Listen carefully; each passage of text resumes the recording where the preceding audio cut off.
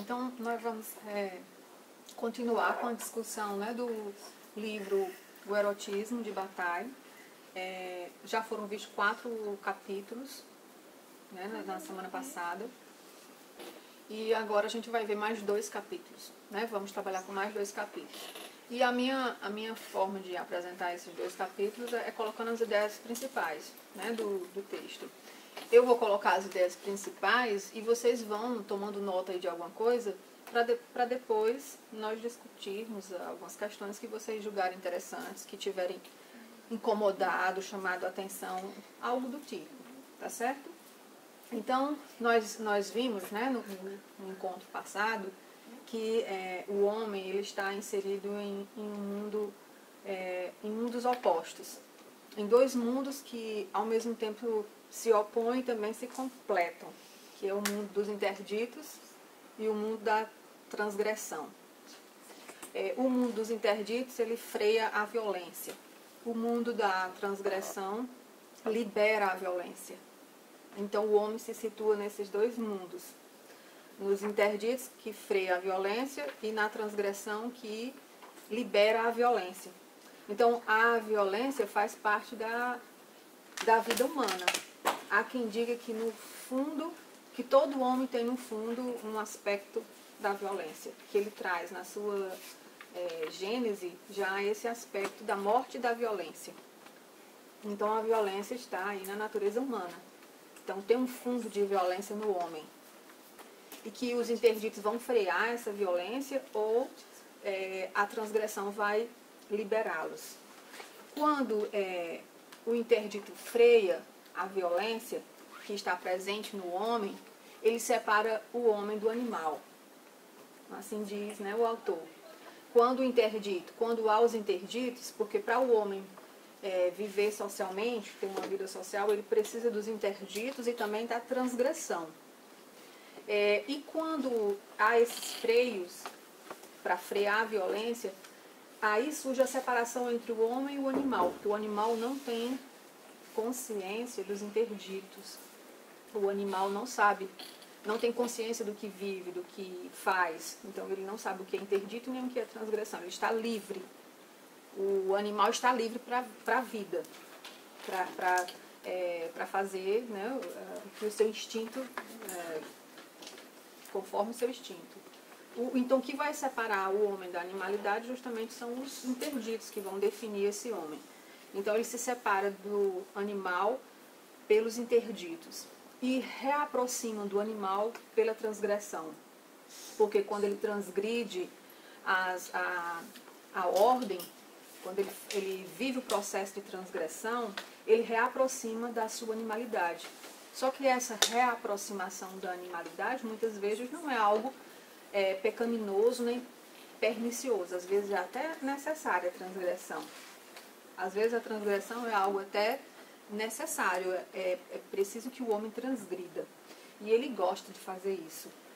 O homem gosta de transgredir a ordem. E ele sente uma atração pela transgressão. O homem ele se sente atraído pelo que é proibido, pelo que se diz não faça, não leia, não pode, ele sente vontade de fazer, né? Ele sente esse desejo. O sinal vermelho que a gente vê aí na cidade, que é para você parar, muitos avançam o sinal. E assim na vida também, nós avançamos o sinal, porque nós sentimos atração pelo que por transgredir as determinações, pela transgressão daquilo que é determinado, né, pela vida a vida em sociedade. Então nós sentimos atração pelo perigo, pelo proibido, por aquilo que não pode, pelas regras, em violar as regras, né, e não em viver um pouco na desordem. Então o homem sente necessidade de viver um pouco essas desordens. E aí cada pessoa vive em níveis diferentes, né? E vive de formas diferentes. E isso desde o homem nas suas formas mais primitivas, nas formas humanas mais arcaicas, que ele vem vivendo assim, entre os interditos e as transgressões, né? Então essa violência que reside no homem, esse fundo de violência que está na vida humana, rege tanto o mundo da reprodução, como também o mundo, como também a morte. Rege esses dois universos. Nós vimos isso também, né? Já no encontro passado. Que a violência rege tanto o mundo da morte, a morte é uma transgressão, talvez a maior delas, é uma violência, e rege também o mundo da reprodução. Na atividade sexual, nós vimos também que tem uma atividade, né, de violência. Então, a violência está presente aí nesses dois mundos, né? Tanto na reprodução, como também na morte. A violência perpassa isso. Assim também como o erotismo, há no erotismo um domínio de violência. Na atividade erótica também há um domínio de violência, porque você quer ser o objeto de desejo a qualquer custo. A qualquer custo você quer ser o objeto de desejo. Você quer esse objeto para si. Então você viola as regras, pula os muros, desce os abismos e vai em busca disso. Então tem também um domínio de violência nisso, porque você quer esse, né, objeto de desejo, esse objeto erótico. Então esse capítulo 7, sétimo capítulo, em que eu coloquei aqui só algumas ideias que retomam já, e que é o ponto de partida, né, para entrar aqui nesse capítulo, ele vai falar de duas atividades, o assassinato e o sacrifício. E aí remete a duas atividades que tem a presença da violência. A violência está presente, né, no assassinato, e a violência também está presente no sacrifício. E que nessas duas atividades, no sacrifício e no assassinato, essa violência ocasiona mortes. A morte, que é uma transgressão, né, da ordem. Então, primeiramente, aí vamos colocar o sacrifício, que é um dos temas que passa aí todo esse capítulo, né, o 7. O sacrifício é um ato religioso, por excelência, e é tido também como uma oferenda. Vocês já devem ter ouvido falar, né, em sacrifícios. Os antigos faziam atividades de sacrifício, os antigos, o homem arcaico, o homem primitivo, sacrificavam animais. Na Bíblia, por ser um ato religioso por excelência, a Bíblia traz muitos personagens, muitos homens que sacrificaram animais, que sacrificaram, imolaram, né? Como Abraão, que imolou Isaac, né? Ia sacrificar o seu próprio filho. Então, o sacrifício é um ato religioso por excelência e é também uma oferenda. E nesse sacrifício está presente a violência e está presente também a morte. E nós vamos ver no final que o sacrifício também tem uma ligação com a conjunção erótica, com a atividade erótica, o sacrifício. Etimologicamente, sacrifício é ofício sagrado. O sacrifício significa ofício sagrado. Sacri vem do latim, né? Sacro, sacer, que é um adjetivo, sacer, sacra, sacro. E ofício aí é um ofício sagrado, significa exatamente isso, sacrifício, ofício sagrado. Se sacrifica algo ou se sacrifica alguém aos deuses, ou a um deus, ou a uma divindade. E esse ser que está sendo sacrificado, ele perde a sua natureza humana e ganha um aspecto divino, ganha um aspecto sagrado. E por que o homem faz isso, esses sacrifícios? Vocês já pensaram nisso? Por que o homem faz sacrifícios? Ou por que nós fazemos sacrifícios? Existem vários tipos de sacrifício.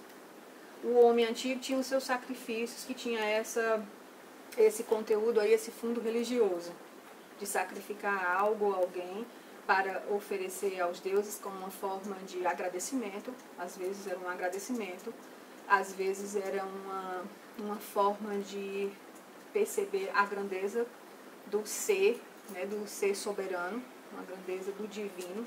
Então, ou às vezes era uma espécie de arrependimento, o homem sacrificava, usava, né, esse ato de sacrificar, esse gesto do sacrifício como uma forma também de arrependimento, de obediência. Então havia vários tipos de sacrifício, né, vários gestos de sacrifício. E desde a época mais primitiva, em que o homem vai se separando da sua natureza, né, animal, que ele vai utilizando esses gestos, ele vai fazendo essas ações, né, de sacrifício.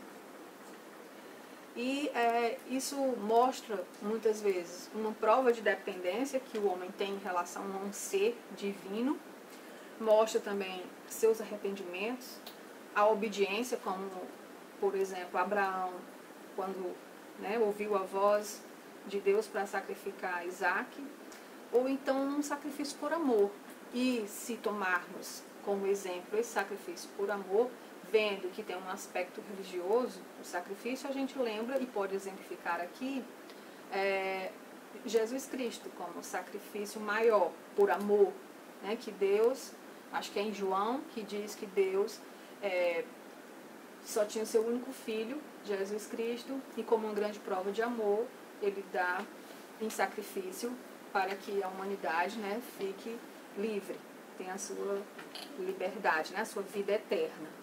Então, um sacrifício por amor, vendo esse aspecto aí de fundo religioso. Mas se nós voltarmos para um outro aspecto, não só religioso, nós usamos também de muitos sacrifícios na nossa vida, né? Muitos sacrifícios a gente vai realizando no decorrer da nossa existência, sacrificando algumas coisas. E esse aspecto do sacrifício tem sempre um jogo.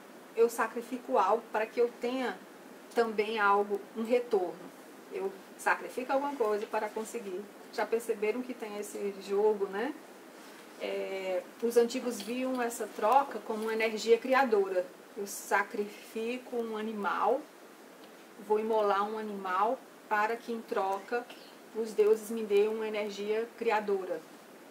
Então, mas tem sempre esse sentido de troca, de que haja uma troca. Eu vou sacrificar algo para poder obter alguma coisa, né, que possa me dar um retorno. Então, por trás do sacrifício, quando se sacrifica algo, se sacrifica sempre pensando num retorno, de obter um retorno com esse sacrifício. Não creio que alguém sacrifique alguma coisa sem pensar nesse retorno. Estou sacrificando porque eu quero obter alguma coisa com isso, né? Com esse sacrifício, com esse ofício do sagrado. Porque a partir do momento que você sacrifica isso, ele passa a ter um elemento sagrado nesse objeto que está sendo sacrificado. Ele não é mais um objeto qualquer. Ele passa a ter um aspecto aí do sacro mesmo. Então, por que o homem faz isso, né? Esses sacrifícios? Porque ele tem crenças. O homem vive de crenças. Ele acredita em algo. Ele acredita em alguma coisa. Então, ele vive dessas crenças e ele simboliza as suas crenças. Então, tem alguns sacrifícios que são não sacrifícios de animais, não sacrifícios de pessoas, como os antigos e algumas religiões israelitas faziam, sacrifícios humanos, mas sacrifícios simbólicos. Se sacrifica também coisas. Então, tem também um sacrifício que está cheio de uma simbologia. E ele faz isso porque ele acredita, ele tem uma crença. O homem vive de crenças. E ele usa o sacrifício porque ele acredita que sacrificando algo, ou um animal, ou alguma coisa, ele vai obter, ou ele vai conseguir aquilo que ele espera, ou aquilo que ele acredita. Então, tem todas essas questões, né, que estão envolvidas aí nesse capítulo aí que fala do sacrifício. E esse sacrifício leva a uma morte. Bem nos tempos primitivos, ou de acordo com algumas religiões, O sacrifício humano ele foi substituído pelo sacrifício animal. Quando o homem se percebeu a sua humanidade, quando o homem começou a viver em sociedade, que ele começou a ter a sua civilização, ele percebe então que não é bom sacrificar pessoas. Então ele substitui o sacrifício humano pelo sacrifício de animais. Então os animais passam a ser sacrificados, imolados, os cordeiros, né, são imolados. Na Bíblia há várias passagens, né, de que imolar o cordeiro. O próprio Jesus Cristo é chamado Cordeiro de Deus, Agnus Dei, né, em latim, Agnus é o cordeiro, Cordeiro de Deus. Então animais são sacrificados em oferendas, né, aos deuses ou a algumas divindades. E nesse sacrifício que está representado aí a morte, aí novamente vem a ideia, né, do caráter de transgressão que tem a morte. E aí volta aquele sentido que nós vimos lá no primeiro encontro, da continuidade e da descontinuidade, né, do ser. Com a morte, nós adquirimos a nossa continuidade que nós perdemos ao nascer. Então a violência que ocorre por meio da morte, ela é uma espécie de violência possível porque nós resgatamos a nossa continuidade que nós havíamos perdido. Só que o homem, por mais que ele busque essa continuidade, ele persiste em ficar na descontinuidade, porque ele não quer morrer. Né? O homem não quer morrer. Então tem um determinado trecho no livro que diz assim, que os seres descontínuos que os homens são, se esforçam para perseverar na descontinuidade. Então, mesmo eles buscando a vida toda a sua continuidade, e a tem só com a morte, mas eles fazem de tudo para não morrer, para continuar perseverando a sua descontinuidade. Porque o homem prefere, e deve ser assim, a vida à morte. Então, ele quer a vida. Ele deve preferir a vida, sempre. Né? Então, a morte, como um caráter de transgressão, tendo o sentido da continuidade do ser, ele revela algo de sagrado. Percebam como isso é interessante, né? Como a morte revela algo de sagrado. Os sacrificadores, quando vão sacrificar os seus animais, ou sacrificar algo, eles percebem que naquele momento da morte, há um elemento que é misterioso, porque nenhum homem entende como é o mistério da vida. Fala-se muito, e fala-se isso em várias áreas, né, do conhecimento, mas é mistério, tanto a vida como também a morte. E nesse momento da morte, do sacrifício, em que o homem tem novamente a sua continuidade do ser, há um elemento aí que é revelado. E esse elemento revelado é o sagrado. Então a morte revela algo sagrado. A morte tem na morte um elemento sagrado. E esse elemento sagrado é a continuidade que o homem adquire, né, novamente, que o homem resgata essa continuidade. Então esse é o elemento sagrado. O que a morte pode nos dar, então? Vendo essa ideia da continuidade do ser. A morte pode nos dar, segundo o autor, né, Bataille, que a morte pode nos dar o ilimitado, aquilo que é ilimitado, aquilo que é infinito. E isso pertence, o ilimitado e o infinito, que nós só temos com a morte, isso pertence à esfera do sagrado. Então, percebendo aí a complexidade em que esses temas, né, são abordados, né, no livro. Então, a morte é algo natural do homem. E ela tem um aspecto do sagrado, tem um aspecto do divino. Porque a morte nos revela a continuidade do ser, que é justamente o ilimitado, o infinito, o que nós não conseguimos apreender, o que nós não conseguimos definir.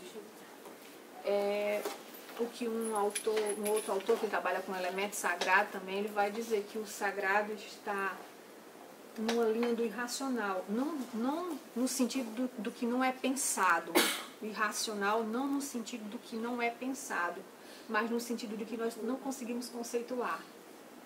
Há coisas que nós não conceituamos, porque nós não conseguimos, foge conceitos, foge a classificações, mas nós percebemos.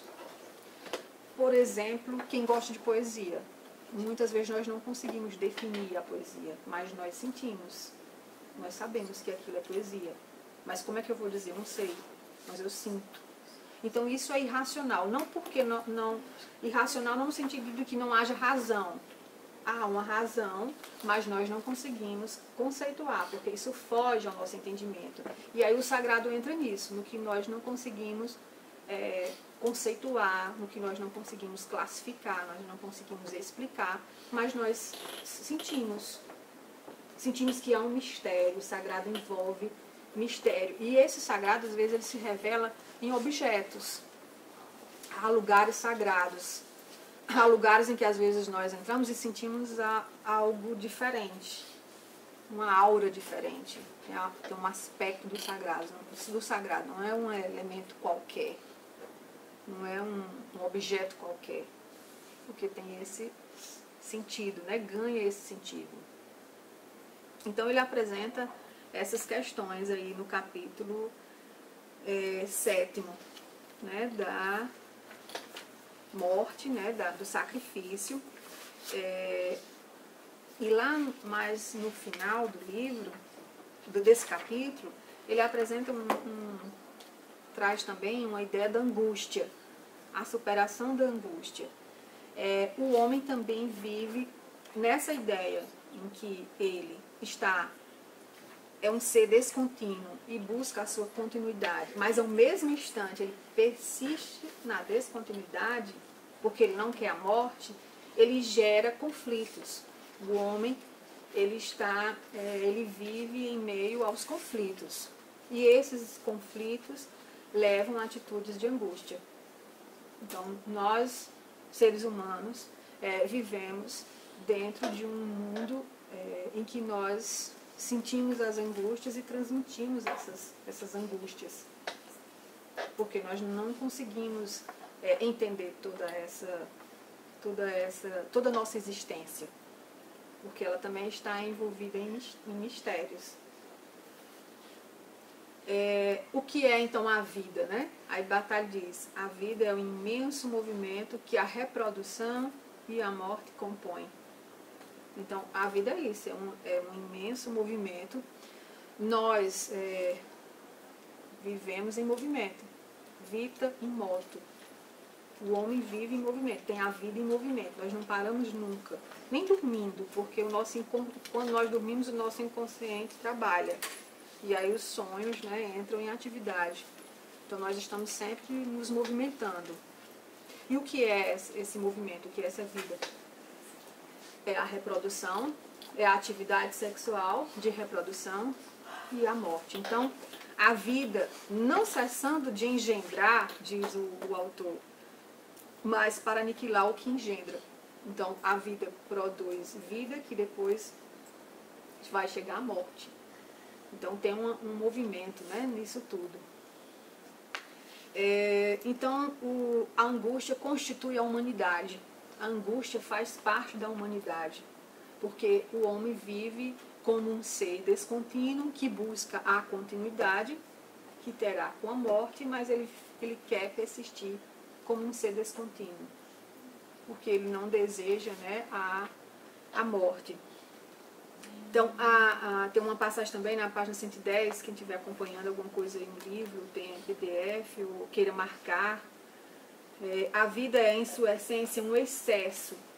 A vida é a prodigalidade da vida. Sem limite, esgota suas forças e seus recursos. Sem limite, ele aniquila aquilo que criou. Então, o homem precisa de limites, precisa dos interditos. Porque se ele não tiver interditos, ele vai entrar numa destruição. O homem vai entrar em colapso. A vida humana entra em colapso, porque ele precisa dos limites. Por quê? Porque a vida é prodigalidade. A vida é excesso. E E o homem precisa dos limites, porque sem limite ele esgota suas forças e seus recursos, ele gasta tudo sem os limites. Num desses encontros aí, quando foi falado na questão do trabalho, porque o trabalho entra como um interdito, o homem vai trabalhar porque ele não pode ter a atividade sexual às 24 horas. Então, no trabalho, ele trabalhando, ele não tem atividade sexual, não deverá ter, né? Não deveria ter atividade sexual enquanto ele trabalha. E nesse momento aí, ele tem um interdito, né? Por quê? Porque ele precisa, porque se ele não tiver, ele vai esgotar suas forças, ele vai esgotar os seus recursos, né? Sem limite, ele aniquila tudo que criou. A multidão dos seres vivos é passiva nesse movimento.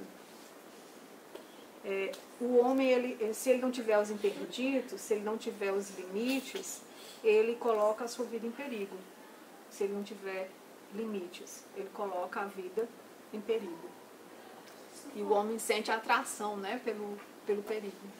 Quando eu cheguei, quando eu estava entrando, você estava falando que diferenciava o homem dos animais. Isso. E, se mal não me lembro, falava que era um interdito. Sim, sim. Então eu fazendo essa associação, porque eu estava pensando assim, se os animais vivem também na sexualidade e não têm interditos, como será então? Os animais... Eles não vivem fazendo sexo direto. não porque vivem. O homem viveria. Olha, exatamente, o animal, ele não vive toda hora fazendo sexo. Né? Tem um instinto. A sexualidade do animal é diferente da sexualidade humana. Porque na sexualidade humana, ele tem o erotismo, a atividade erótica. Se ele não tivesse a atividade erótica, seria uma sexualidade animal. Se o homem não tivesse atividade erótica, seria uma atividade animal, seria uma atividade selvagem. E o animal, mesmo ele não tendo os interditos, mesmo ele segue os seus instintos, ele não sabe por que faz. Já o homem sabe que existem os interditos. Já o homem tem consciência desses interditos. Os interditos... A sociedade impõe para o homem viver a vida em sociedade. Os interditos são isso, são as proibições. Só que o homem rompe com isso, né? Ele vive violando essas interdições, né? Essas proibições. Como uma necessidade também, porque ele não vive só dos interditos, ele vive também das transgressões. Eu sou uma das pessoas que diz, por exemplo, que o trabalho que os animais fazem é justamente quando se alimentam. Ou seja, no momento em que eles se alimentam, eles estão fazendo o papel que eles têm que fazer. De trabalho. Justamente decompor todos os elementos, não sou bióloga, não, então por isso, decompor todos os elementos para que ele entre na renovação da vida, dos ciclos. Então seria um tipo de trabalho, seria um tipo de trabalho animal. Graças a esse trabalho que todos os animais fazem, absolutamente todos os seres vivos fazem, o homem deveria fazer também, mas não faz, não, porque primeiro o que ele consome não é coisa natural, então mais bem contamina, que ele excreta, né? Mas todos os seres vivos, animais, que fazem isso, colaboram para a manutenção da vida, justamente isso. A gente não percebe isso com todos os estudos de ensino médio e tudo isso, a gente geralmente não consegue perceber isso, né? Porque quando um bichinho está sendo comido ou servindo de alimento para o outro, ele está colaborando para a renovação da vida. Com o ciclo, né? O ciclo da vida. O trabalho do homem é roubo. O trabalho do homem É para evitar que ele vive fazendo sexo. O trabalho, que é um interdito, o trabalho, surge como interdito. Porque ainda assim o homem continua pensando só em sexo. Sim, mas ele pode pensar.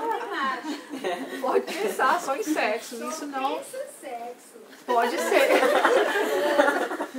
Pode ser. Só tem um, meu Deus. Não, aqui, ó, tem outro homem. Ah, não, perdão, não. Então, realmente... Mas não, ele pode ser que ele pensou em sexo, mas pode ser que não pensou em sexo. Mas o trabalho, ele freia o sexo. O trabalho, ele limita, sabe, o sexo. E naquele momento em que ele está em atividade, ele põe limites nisso, nessa atividade. Vai trabalhar, faça alguma coisa. Vai trabalhar, rapaz. Vai fazer alguma coisa com a cabeça e aqui.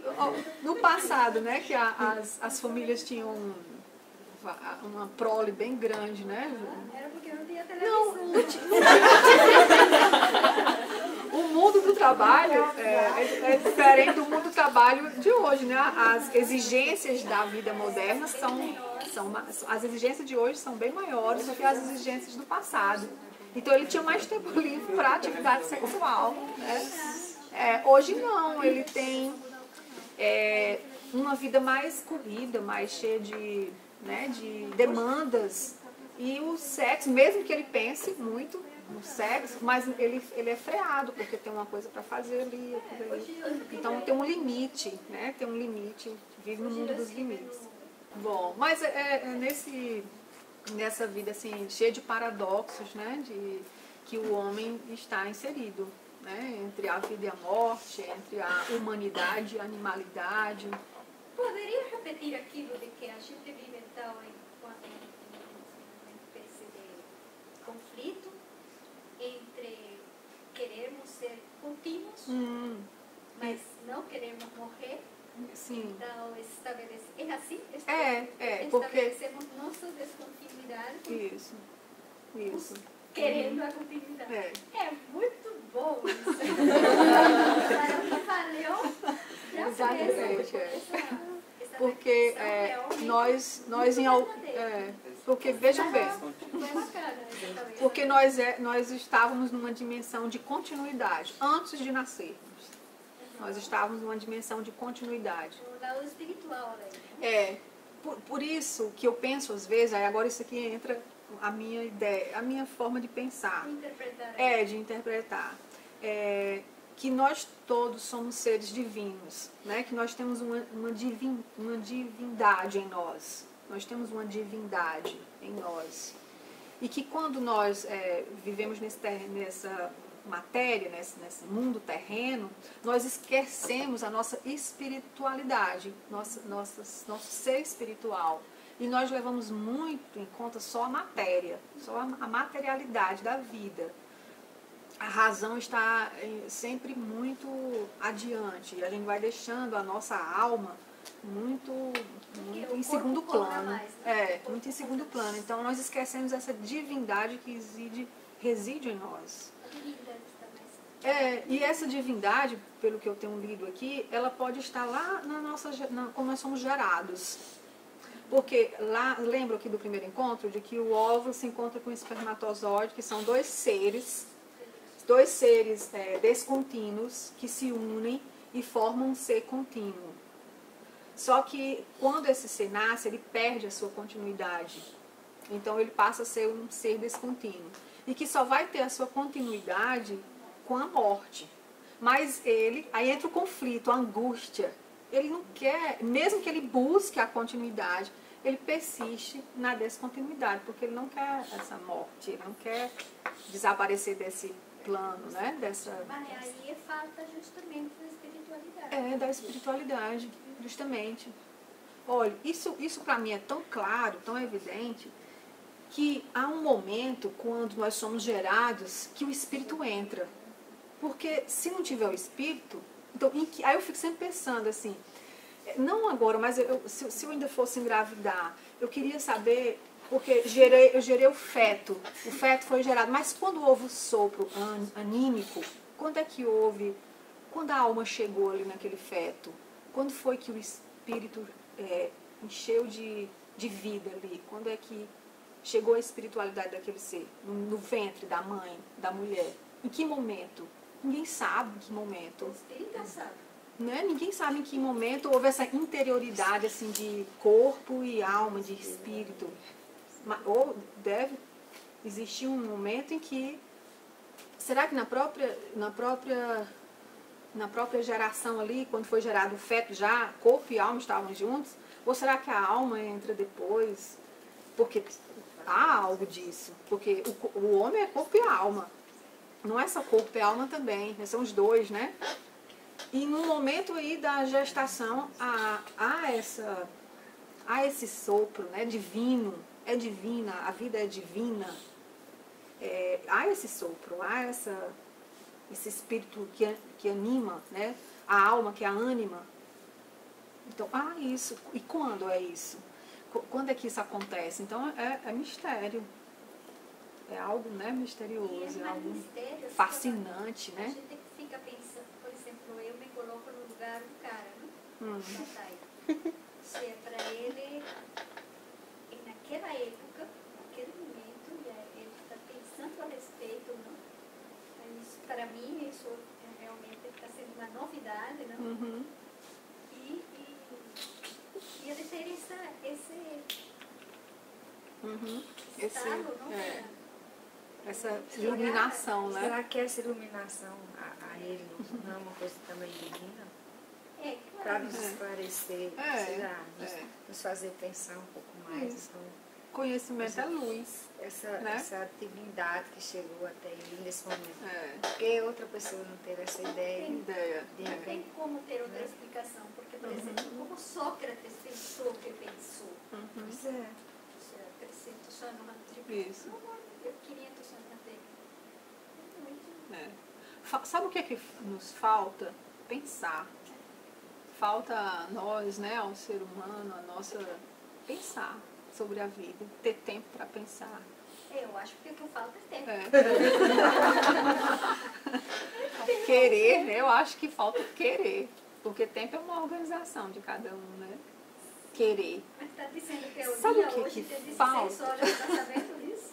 Sabe o que nos falta? Desejo. Nos falta desejo. Sabe o que nos falta? Atividade erótica. Atividade erótica. Tem diferença entre erotismo e atividade erótica? Não tem não. É a mesma coisa, são outro modo de dizer. Acho que nos falta isso, sabe? Viver mais esse erotismo, viver mais o nosso Uma paixão pela vida. Paixão pela vida. Paixão mesmo. Vontade de, sabe, entusiasmo. Isso. Isso religioso é o título, ao erotismo. E que ele coloca que os antigos faziam uma aproximação entre o ato de amor e o sacrifício. Vejam como isso é interessante, né? Os antigos faziam uma aproximação entre o ato de amor e o sacrifício. Uma aproximação, né? Entre esses dois gestos, né? Esses dois gestos de amar e os gestos do sacrifício. Havia uma aproximação. E vai dizer mais na frente que essa aproximação, ela estava revelada na carne. Mas no domingo eram os homens? Os homens mais antigos. Porque a mulher era sacrificada aí. Os homens mais antigos. A mulher, ela é sacrificada em tantas coisas até hoje. Em tantas coisas, tantos atos, né? Se a gente dá até um tema de palestra, né? Os sacrifícios. Bom, então, há essa aproximação aqui para o autor entre o ato de amor e o sacrifício, só retomando. E o ato de amor e o sacrifício revelam essa aproximação na carne. É na carne que está a aproximação do amor e do sacrifício. Por quê, né? Porque o objeto de sacrifício é a carne. O objeto de sacrifício é a carne e o objeto de amor também é a carne. Então, a carne vai ser o elemento aí que vai aproximar esses dois atos. O ato de amar e também o ato de sacrificar. Porque vai se sacrificar a carne de um animal. É interessante, né? Pensar nessas questões. E nesse sacrifício, ele vai falar mais adiante, que nesse sacrifício, a carne, no sacrifício do amor, e a carne no sacrifício e no amor, geram o mesmo movimento. A carne no sacrifício, vamos entender melhor isso, a carne no sacrifício e a carne no amor geram o mesmo movimento. Qual é esse movimento? A carne no sacrifício gera uma convulsão dos órgãos. Quando se sacrifica um animal, os órgãos desse animal se enchem de sangue, ele vai, há uma convulsão ali, né? Jorra-se sangue. E no amor há uma convulsão erótica, porque os órgãos também se enchem de sangue. Então, o objeto do sacrifício é a carne, que vai aproximar o ato de amor ao gesto, né? O ato de sacrifício.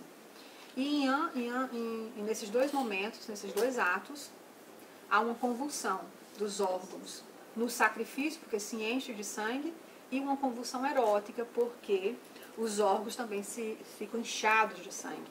Tem um movimento, uma mobilidade ali de órgãos, né, no corpo. Novamente volta, lembra do encontro passado que nós falamos muito, né, no sangue como um dos interditos também, né, da atividade sexual. O sangue menstrual e o sangue, né, também do parto. O sangue que gera vida, que está